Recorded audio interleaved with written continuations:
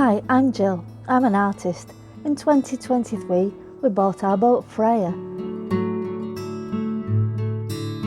We fixed her in Whitby and sailed around to Largs through the Caledonian Canal and the Crinan Canal. I did some paintings on the way. Our journey continues. Welcome aboard. Beautiful rainbow. Was this an auspicious sign? We certainly hoped so. After the trouble with the electrics and the alternator leading to being towed in by the RNLI and spending a couple of weeks here in Stranraer, we have a new alternator, a new starter battery and 2 AGM batteries and the fixings for a complete upgrade to the 12-volt system. It would all be done this weekend, so we could leave during a settled period in the weather forecast for next week. Cushions, rugs and tables were moved and tools were brought out. Let's get stuck in.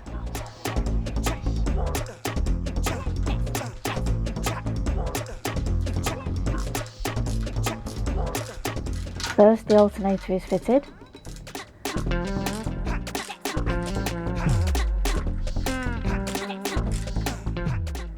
Then I climb in the cupboard to rewire the 12-volt system.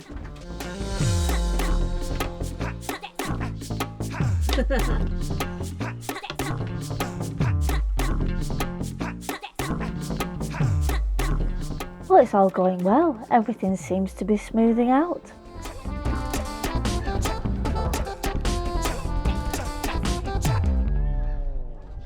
Another lovely evening at Stranraer.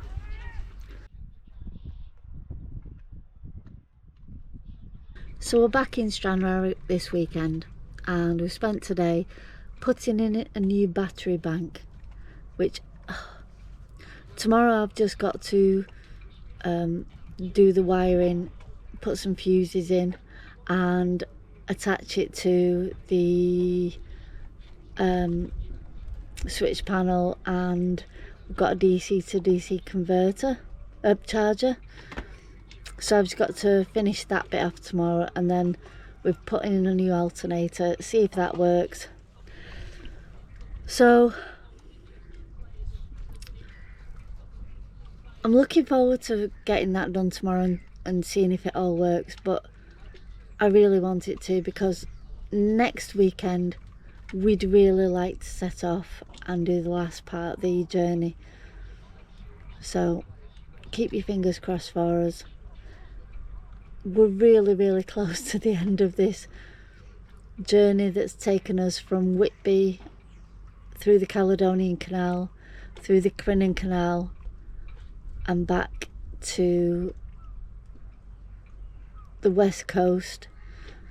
I'm going to go around the Mull of Galloway, down the Solway Firth and into Whitehaven, and it's taken a year now, but we're just falling in love with this boat more and more. She's absolutely fantastic.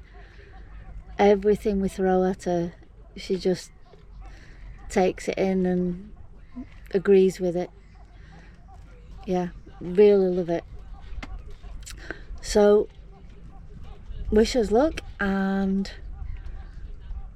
we'll get sorted. Oh, by the way, yeah, I've seen black cat, a shooting star, a rainbow, white feathers, all sorts this weekend.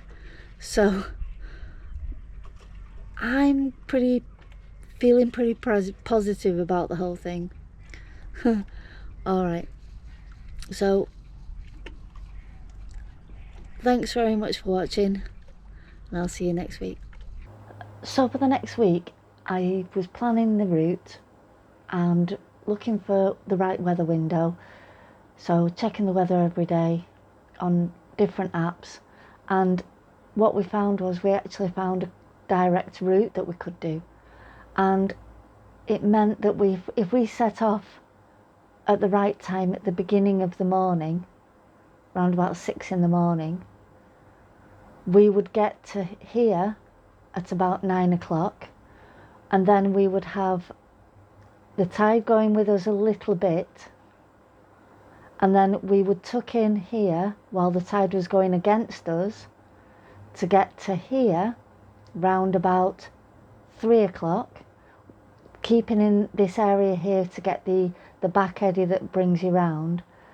Now, low tide was round about 3 o'clock, so we thought if we get round here between 1:30 and 3, then round through this whilst it's slack, and then go across there with the tide going the other way, so we get a big kick all the way across here into Whitehaven. And it worked out that's what we could do. If we set off at 6, the tides were in exactly the right direction, and what we had absolutely still weather all the way round here, because we didn't want we had no idea what we're expecting apart from all the research I'd done. We'd never been there, so I really didn't want any amount of wind over tide or anything going around this corner. So we made sure that it was a really still day for getting around the Mull of Galloway.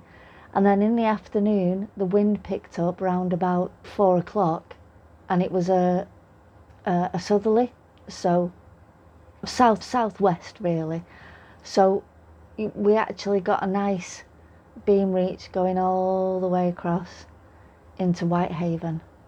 And that was the plan. With the weather that we had, and with the weather prediction that we'd had, the tides worked out, and everything seemed to be fitting nicely for this particular day. So we made the decision to do it all in one jump, all the way round, instead of trying to get into Port Patrick or Kirkcudbright or anywhere else. We're just going to go 18 hours. It's only a few more hours than what we've already done. It's not out of the realms of what we can do. So that's what we decided to do, and we said we'd call it on the morning, making last checks about the weather and stuff. We'd call it on the morning. We didn't want to get caught out in storms like we have done in the past. So that's what we did. It's just gone 5 o'clock in the morning. It's ridiculously still here in Stranraer, and we are going to set off. We want to go to Whitehaven today. It's an 18-hour trip, and we really want to make it. So, feeling apprehensive because of what's happened so far on this trip, but we've done everything we can to get this to work, so all we can do is just try it. There's not a breath of air this morning. It is going to be good enough to sail this afternoon, but we'll see what happens.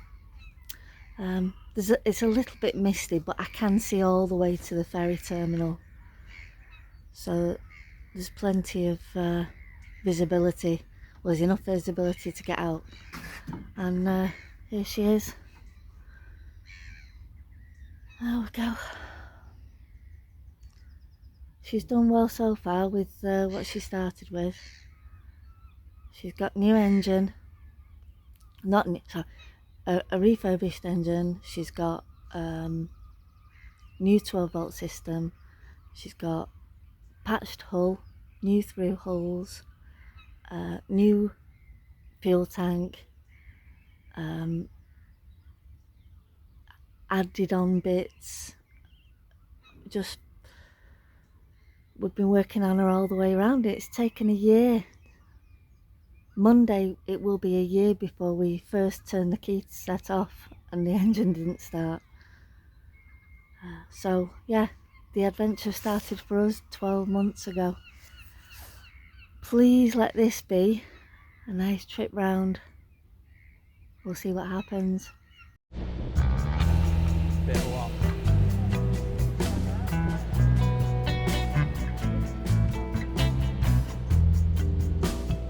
A grey, drizzly morning greeted us as we left.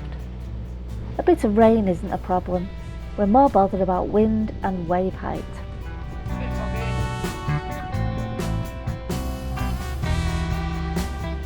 There were 2 ferries in port, and we constantly monitored the VHF channel to see when they were going to leave and to keep out of their way. It's quite easy to avoid them with a bit of awareness.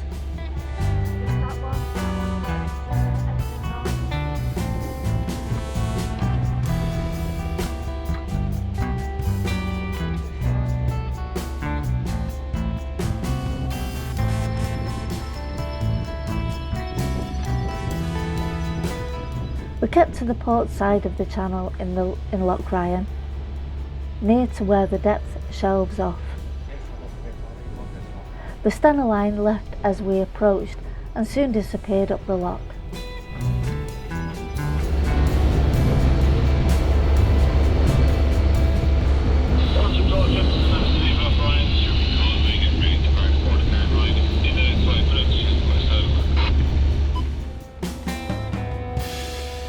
We reached the North Cardinal on schedule and headed to port.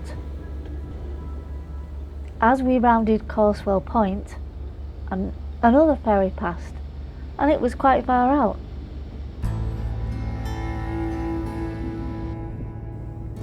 We've never had dolphins round the boat, but we have had other marine animals. This time it was a porpoise.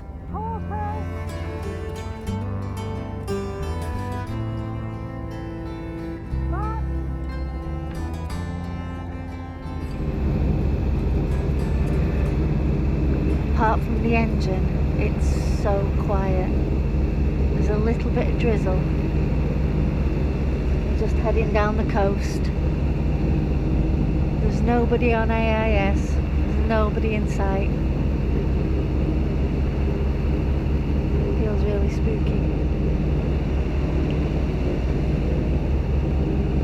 Nearly at Port Patrick. We're not stopping there, we're going to carry on. But the timings are going okay at the moment.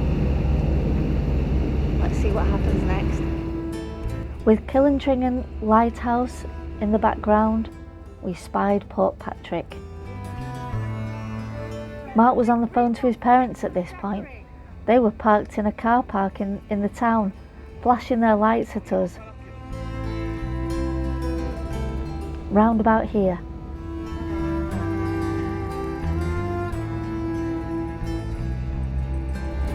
Go on then, Jill, honk your horn. If the visibility did close in, I sounded our horn every couple of minutes, just in case. It didn't last very long. The water was so still, not a breath of wind rippled the surface. I kept having to remind myself that I'd planned it like this because of what was just around the corner. The first gentle overfalls were at the Mull of Galloway. They showed turbulence under this water, but we carried on quite straight.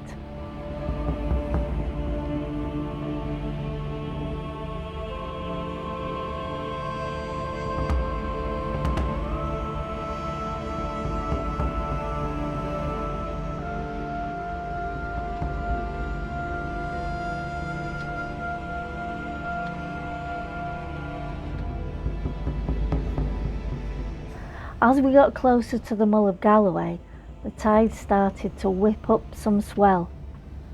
There was still hardly any wind, and we both said wind over tide here would be an absolute nightmare.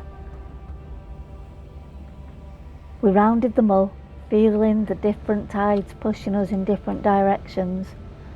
First southeast, then southwest, then northeast, all within 10 or 15 minutes.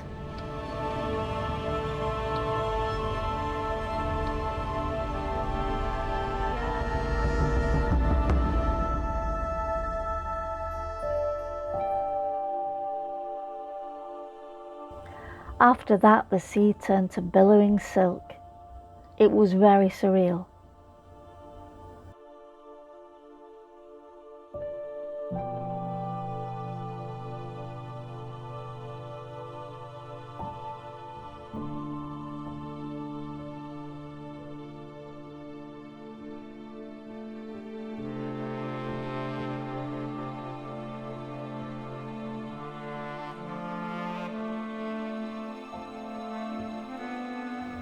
And then a breath of wind.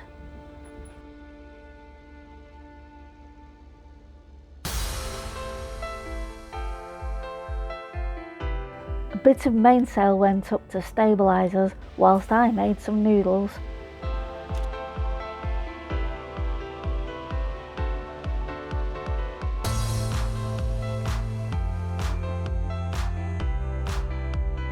I'm not standing up. Yay! Sails up and they're being used. The wind appeared. At last, Freyr finally showed us what she could do. We floated along straight as an arrow at 7 or 8 knots. Because of dodging storms and missing weather windows due to breakdowns, this was the first beam reach for any length of time we had ever done. It was fantastic. She hardly heeled at all, but we didn't want to push too hard. We were still making good time.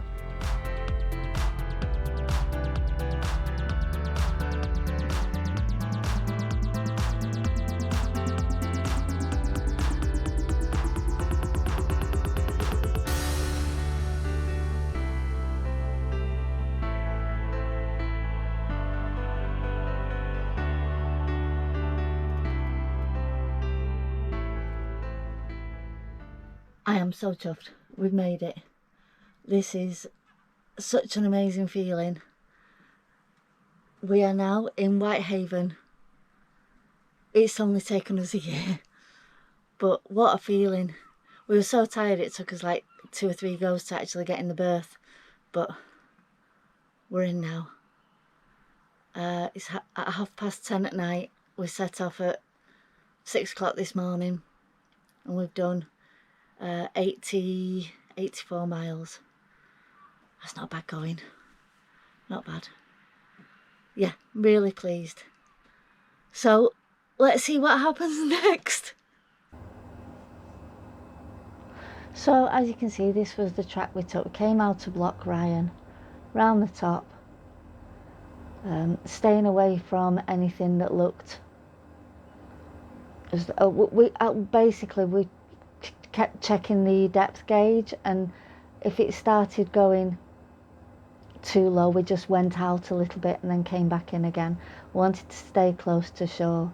You may notice here at Port Patrick, Mark's mum and dad were actually staying over in Port Patrick and they were parked up on the front, so we came by a little bit closer. We did a close sail by so that we could wave to them. It was quite fun.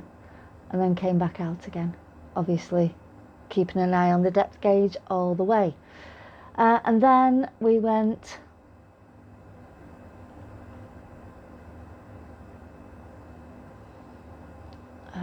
the reason I've flipped there was because we pressed the wrong button just here and turned navionics off and it stopped the track. Silly us, so we started it up again. It wasn't a problem. And I did have it running on my phone as well, and Mark had it running as well. So we made sure we had so many backups for this journey. So yeah, we kept to the track quite a lot. When we came we did try staying on the track here that we'd decided, but we started slowing down. We found it was a little bit quicker closer in, so we just again watching the depth gauge, making sure it didn't go under 20, I think it was. We went a bit further in to get more from that back eddy tide all the way round. Here it is again. We went a little bit closer to get more from that back eddy. And here again. Now round about here everything went really quiet, and then you can see here, this point here is where the auto helm said, well, basically one of the tides came down from the south. It was going straight north, and the waves were short duration, quite high, and this is where our auto helm said, no, can't do that anymore. So Mark then started having to steer us through the overfalls. It was uncomfortable, but it wasn't unbearable. It wasn't ridiculous. I'm so glad we went through there with no wind whatsoever. But you can see as we came out of the overfalls, it all started quietening down. Then we set the sails for the wind. The wind started picking up around about here, so we set the sails for direction to Whitehaven, and it was lovely. We had a lovely wind coming across, so we thought, well, rather than trying to get this direction, I checked along there. There was nothing. There's no dangers that I'd gone past or anything, so we carried on that direction and just went with the wind rather than trying to go with a track that we'd already laid in. And that took us all the way in. That was where we put the sails down and started to come into Whitehaven, nice and safe. Excellent. And it really was the best passage of the whole year, from the planning to the actual sail and the experience of it. It really was wonderful. So glad we did it. And now we're in Whitehaven.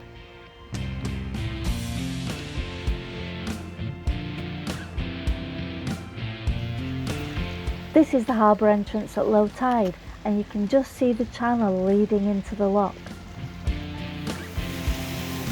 And this is the lock. This gives Whitehaven such amazing protection.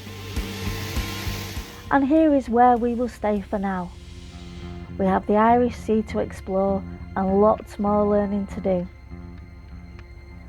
Thanks very much for watching. See you next week. Bye.